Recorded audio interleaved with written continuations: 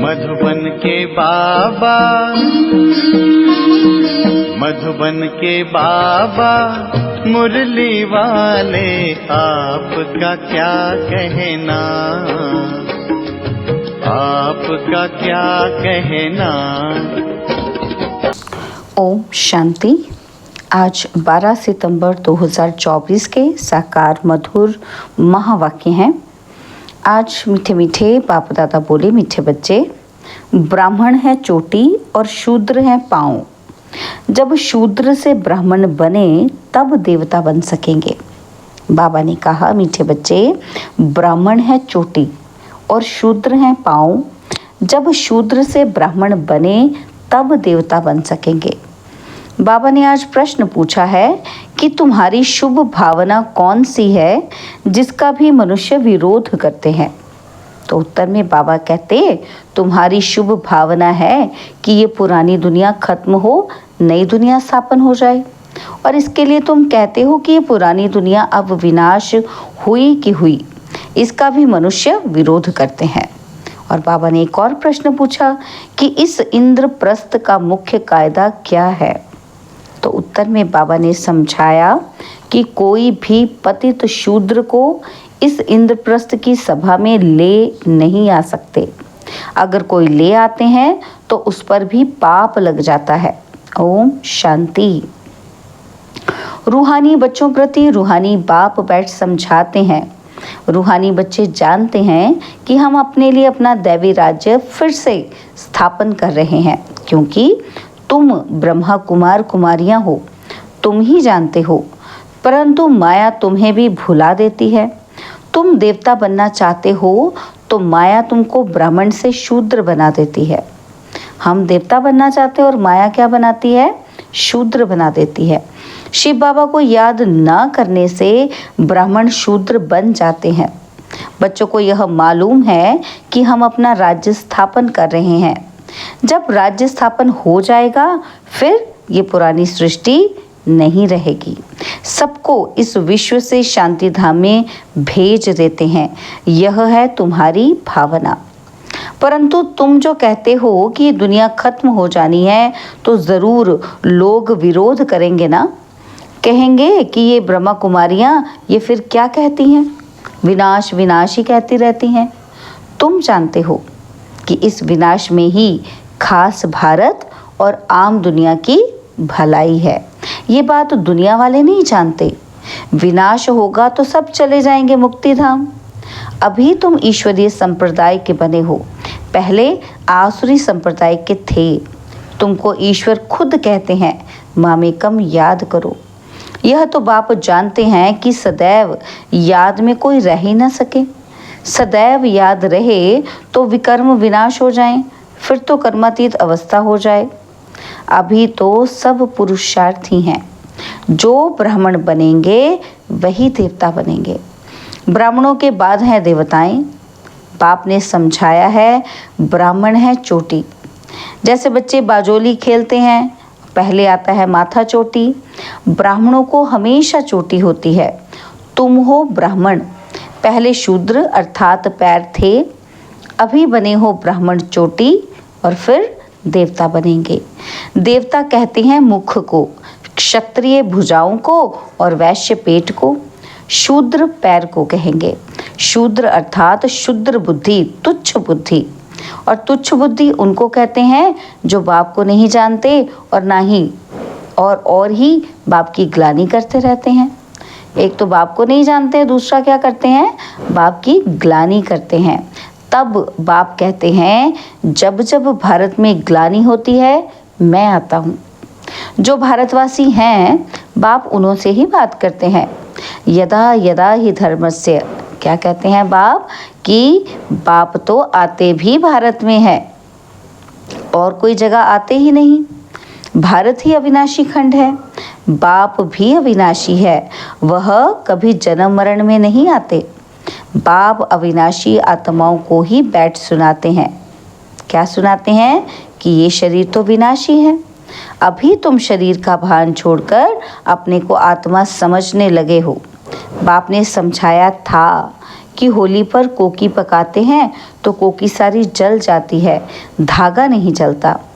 आत्मा कभी विनाश नहीं होती है, इस पर ही यह मिसाल है।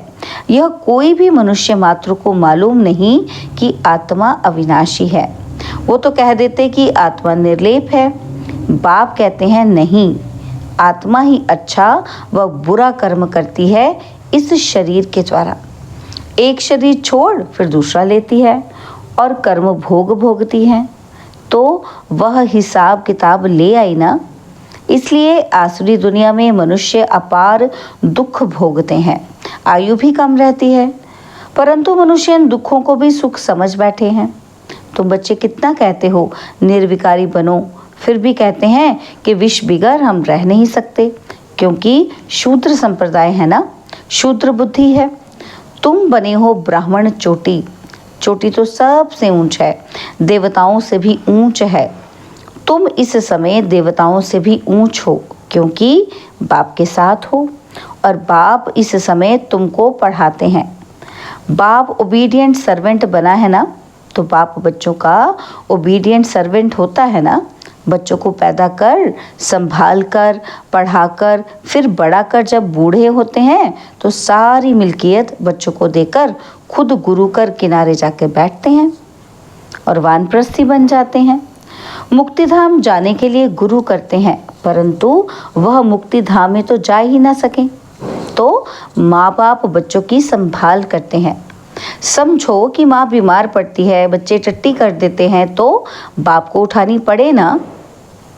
तो माँ बाप बच्चे के सर्वेंट ठहरे ना, तो सारी मिल्कियत बच्चों को दे देते हैं। बेहद का बाप भी कहते हैं, क्या कहते हैं कि मैं जब आता हूँ तो कोई छोटे बच्चों के पास नहीं आता हूँ, तुम तो बड़े हो ना, तुमको बैठ शिक्षा देते हैं। तुम शिव बाबा के बच्चे बनते हो तो बीके कहलाते हो। उनसे पहले शूद्र कुमार कुमारी थे, वेश्यालय में थे। अभी तुम वेश्यालय में रहने वाले नहीं हो, यहाँ कोई विकारी रह न सके, हुक्म ही नहीं। तुम हो बीके, यह स्थान है ही बीके के रहने के लिए। कोई बहुत अनाड़ी बच्चे हैं जो ये समझते ही नहीं कि शूद्र कहा जाता है पतित विकार में जाने वाले को। उन्हों को यहाँ रहने का हुक्म नहीं, आ ही नहीं सकते। इंद्र सभा की बात है ना, तो इंद्र सभा तो यह है जहाँ ज्ञान वर्षा होती है। कोई बीके ने अपवित्र को छिपाकर सभा में बिठाया तो दोनों को श्राप मिल गया। क्या मिल गया कि पत्थर बन जाओ। सच्चा यह इंद्रप्रस्थ है ना, यह कोई शूद्र कुमार कुमारियों का सत्संग नहीं है। पवित्र होते हैं देवताएं और पतित होते हैं शूद्र। पतितों को बाप आकर पावन देवता बनाते हैं। अभी तुम पतित से पावन बन रहे हो, तो ये हो गई इंद्र सभा। अगर बिगर पूछे कोई विकारी को ले आते हैं तो बहुत सजा मिल जाती है, पत्थर बुद्धि बन जाते हैं। जहाँ पारस बुद्धि बन रहे हो ना, तो उनको जो ले आते हैं उनको भी श्राप मिल जाता है। तुम विकारियों को छिपाकर क्यों ले आई? इंद्र से पूछा भी नहीं, मना बाप से पूछा भी नहीं, तो कितनी सजा मिलती है। ये है गुप्त बातें। और अभी तुम देवता बन रहे हो, बड़े कड़े कायदे हैं, अवस्था ही गिर पड़ती है, एकदम पत्थर बुद्धि बन पड़ते हैं भी पत्थर बुद्धि, और पारस बुद्धि बनने का पुरुषार्थ ही नहीं करते। ये गुप्त बातें हैं जो तुम बच्चे ही समझ सकते हो। और यहाँ बीके रहते हैं, उनको देवता अर्थात पत्थर बुद्धि से पारस बुद्धि बाप बना रहे हैं। तो बाप मीठे मीठे बच्चों को समझाते हैं। क्या समझाते हैं? कि कोई भी कायदा ना तोड़ो, नहीं तो उन्हें 5 भूत पकड़ लेंगे। कौन से 5 भूत? काम, क्रोध, लोभ, मोह, अहंकार। ये 5 बड़े बड़े भूत हैं आधा कल्प के। और तुम यहाँ भूतों को तो भगाने आए हो। आत्मा जो शुद्ध पवित्र थी, वह अपवित्र, अशुद्ध, दुखी, रोगी बन गई है और इस दुनिया में अथाह दुख है।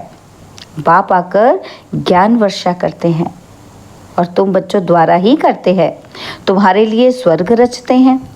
तुम ही योग बल से देवता बनते हो, बाप खुद नहीं बनते हैं।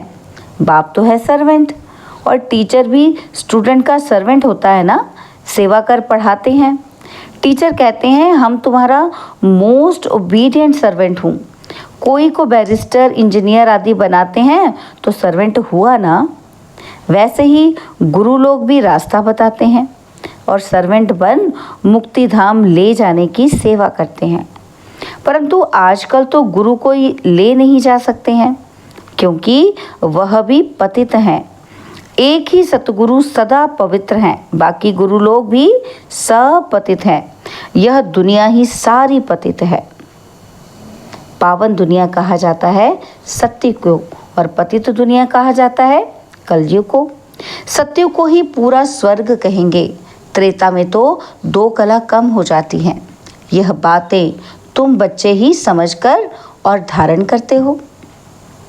दुनिया के मनुष्य तो कुछ भी नहीं जानते। ऐसे भी नहीं कि सारी दुनिया स्वर्ग में जाएगी। जो कल्प पहले वाले थे वही भारतवासी फिर आएंगे और सतयुग त्रेता में देवता बनेंगे। वही फिर द्वापर से अपने को हिंदू कहलाएंगे। यूं तो हिंदू धर्म में अब तक भी जो आत्माएं ऊपर से उतरती हैं वह भी अपने को हिंदू कहलाती हैं, लेकिन वह तो देवता नहीं बनेंगी और ना ही स्वर्ग में आएंगी। वह फिर भी द्वापर के बाद अपने समय पर उतरेंगी और अपने को हिंदू कहलाएंगी। देवता तो तुम ही बनते हो, जिनका आदि से अंत तक पाठ है। यह ड्रामा में बड़ी युक्ति है। बहुतों की बुद्धि में नहीं बैठता है तो ऊंच पद भी नहीं पा सकते हैं। यह है सत्य नारायण की कथा। वह तो झूठी कथा सुनाते हैं, उससे कोई लक्ष्मी व नारायण बनते थोड़े हैं। और यहाँ तुम प्रैक्टिकल में बनते हो। कलयुग में है ही सब झूठ, झूठी माया, झूठी काया, झूठा सब संसार। तो बाबा कहते रावण का राज्य है ही झूठ। सचखंड बाप बनाते हैं, यह भी तुम ब्राह्मण बच्चे जानते हो। सो भी नंबरवार पुरुषार्थ अनुसार, क्योंकि पढ़ाई है। कोई बहुत थोड़ा पढ़ते हैं तो फेल हो पढ़ते हैं। तो यह तो एक ही बार पढ़ाई हो सकती है, फिर तो पढ़ना मुश्किल हो जाएगा। शुरू में जो पढ़कर शरीर छोड़कर गए हैं तो संस्कार वह लेकर गए हैं और फिर आकर पढ़ते होंगे। नाम रूप तो बदल जाता है। आत्मा को ही सारा 84 का पाठ मिला हुआ है, जो भिन्न भिन्न नाम रूप देश काल में पाठ बजाती है। इतनी छोटी आत्मा, उनको कितना बड़ा शरीर मिलता है। आत्मा तो सब में होती है ना, तो इतनी छोटी आत्मा इतने छोटे मच्छर में भी है ना। तो बाबा कहते ये सब बहुत सूक्ष्म समझने की बातें हैं। देखो मच्छर कितना छोटा सा होता है, तो उसमें भी आत्मा है। तो जो बच्चे ये अच्छी रीति समझते हैं वही माला का दाना बनते हैं। बाकी तो जाकर पाई पैसे का पद पाएंगे। अभी तुम्हारा यह फूलों का बगीचा बन रहा है, पहले तुम कांटे थे। बाप कहते हैं काम विकार का कांटा बड़ा खराब है। यह आदि मध्य अंत दुख देता है। दुख का मूल कारण ही है काम, और काम को जीतने से ही जगत जीत बनेंगे। इसमें ही बहुतों को मुश्किलातें फील होती हैं। बड़ा मुश्किल पवित्र बनते हैं। जो कल्प पहले बने थे वही बनेंगे। समझा जाता है कौन पुरुषार्थ कर ऊंच से ऊंच देवता बनेंगे। नर से नारायण, नारी से लक्ष्मी बनते हैं ना। तो नई दुनिया में स्त्री पुरुष दोनों पावन थे और अब पतित हैं। पावन थे तो सतो प्रधान थे और अभी तमो प्रधान बन गए हैं। यहाँ दोनों को पुरुषार्थ करना है। यह ज्ञान सन्यासी दे नहीं सकते। वह धर्म ही अलग है, निवृत्ति मार्ग का। और यहाँ भगवान तो स्त्री पुरुष दोनों को पढ़ाते हैं। दोनों को कहते हैं कि अब शूद्र से ब्राह्मण बनकर फिर लक्ष्मी नारायण बनना है। सब तो नहीं बन सकेंगे। लक्ष्मी नारायण की भी डिनाइस्टी होती है।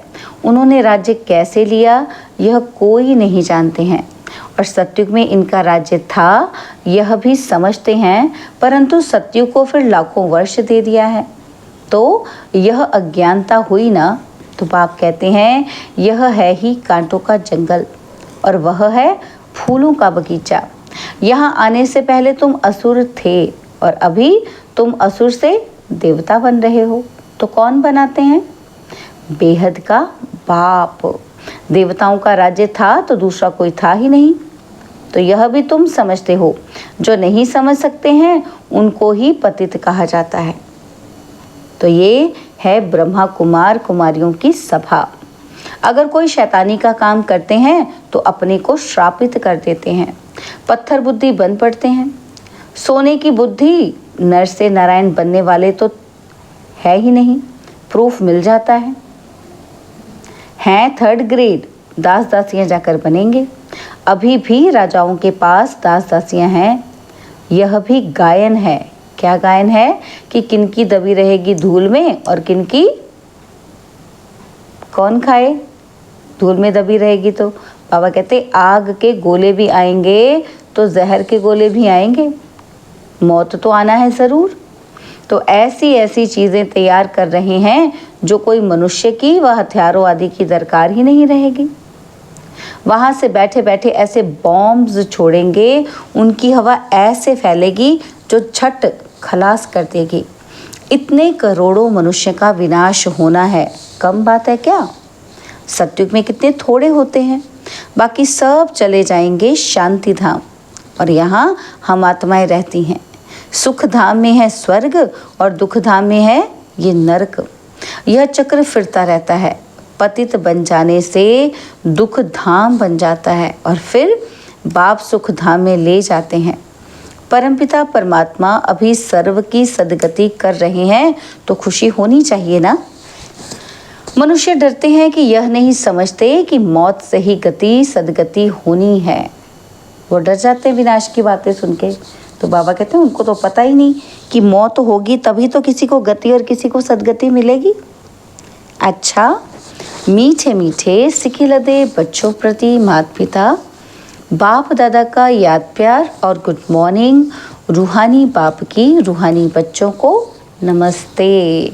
हम रूहानी बच्चों की रूहानी बाप दादाजी को दिलवा जान सिकवा प्रेम से नमस्ते। ओम शांति। प्यारे बाबा, मीठे बाबा, मेरे बाबा, शुक्रिया बाबा, शुक्रिया बाबा, शुक्रिया। धारणा के लिए मुख्य सार है। पहला पॉइंट है, फूलों के बगीचे में चलने के लिए अंदर जो काम क्रोध के कांटे हैं उन्हें निकाल देना है। ऐसा कोई कर्म नहीं करना है जिससे श्राप मिल जाए।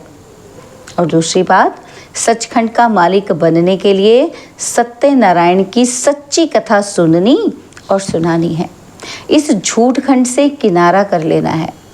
बाबा ने आज वरदान दिया, लाइट के आधार पर ज्ञान योग की शक्तियों का प्रयोग करने वाले प्रयोगशाली आत्मा भव। लाइट के आधार पर ज्ञान योग की शक्तियों का प्रयोग करने वाले प्रयोगशाली आत्मा भव। जैसे प्रकृति की लाइट साइंस के अनेक प्रकार के प्रयोग प्रैक्टिकल में करके दिखाती है, ऐसे आप अविनाशी परमात्मा लाइट, आत्मिक लाइट और साथ साथ प्रैक्टिकल स्थिति की लाइट द्वारा ज्ञान योग की शक्तियों का प्रयोग करो। यदि स्थिति और स्वरूप डबल लाइट है तो प्रयोग की सफलता बहुत सहज होती है। जब हर एक स्वयं के प्रति प्रयोग में लग जाएंगे तो प्रयोगशाली आत्माओं का पावरफुल संगठन बन जाएगा।